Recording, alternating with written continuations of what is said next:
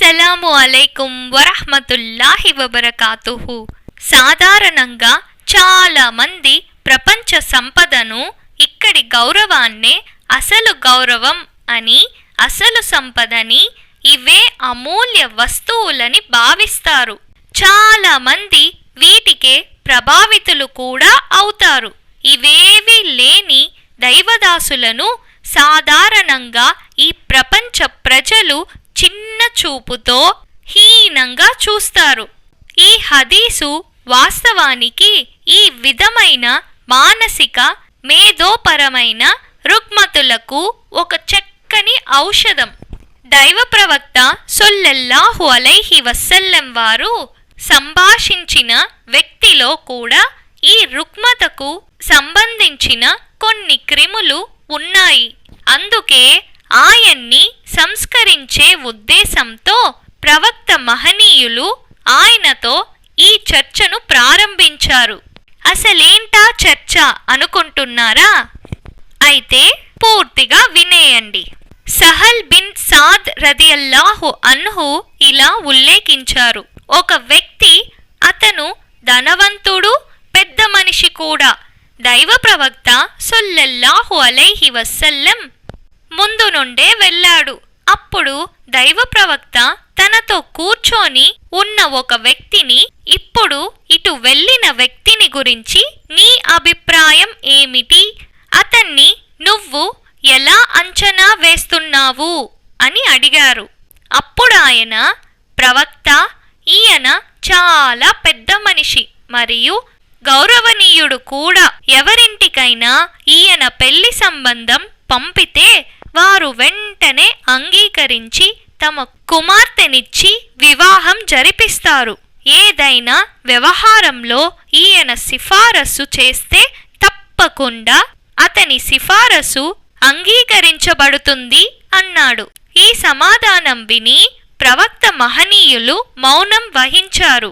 ఏమీ మాట్లాడలేదు అని సహాబ్ బిన్ సాద్ అన్నారు. కొద్దిసేపటి తరువాత మరొక దైవదాసుడు అటుగా వెళ్ళాడు.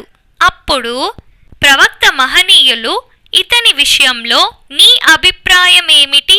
నీ అంచనా ఏమిటి అని మళ్ళీ ఆయన్నే ప్రశ్నించారు. అప్పుడు ఆ వ్యక్తి, దైవ ప్రవక్త, ఇతనొక నిరుపేద ముస్లిం. ఒకవేళ ఇతను ఎవరి వద్దకైనా పెళ్లి సంబంధం పంపితే ఇతని నికాహ్కు ఎవ్వరూ ముందుకు రారు.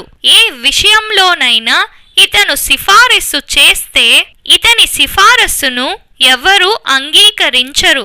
అతనేదైనా చెప్పినా అతని మాట ఎవ్వరూ పట్టించుకోరు అని విన్నవించాడు.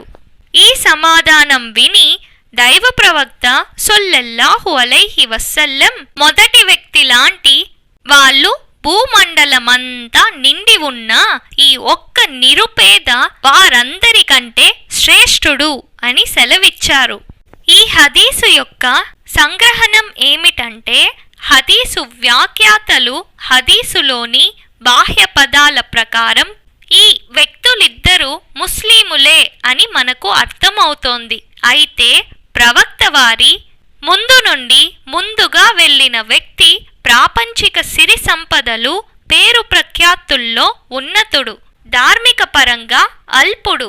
తరువాతి వ్యక్తి ప్రపంచపరంగా అల్పుడే కాని ధార్మికంగా దైవంతో ఆయన ప్రత్యేక సంబంధం పరంగా చాలా ఉన్నతుడు. ఈ వ్యత్యాసం కారణంగానే దైవ ప్రవక్త సల్లల్లాహు అలైహి వసల్లం మొదటి వ్యక్తి లాంటి వారు ఈ భూమండలమంతా నిండిపోయే అంత పెద్ద సంఖ్యలో ఉన్నప్పటికీ కటిక నిరుపేదైన ఒక దైవదాసుడు వారందరికంటే శ్రేష్ఠుడని, ఉన్నతుడని సెలవిచ్చారు. అల్లాహు అక్బర్. ధర్మం, దైవంతో ప్రత్యేక సంబంధానికి ఎంతటి ఔన్నత్యముందో ఆలోచించండి.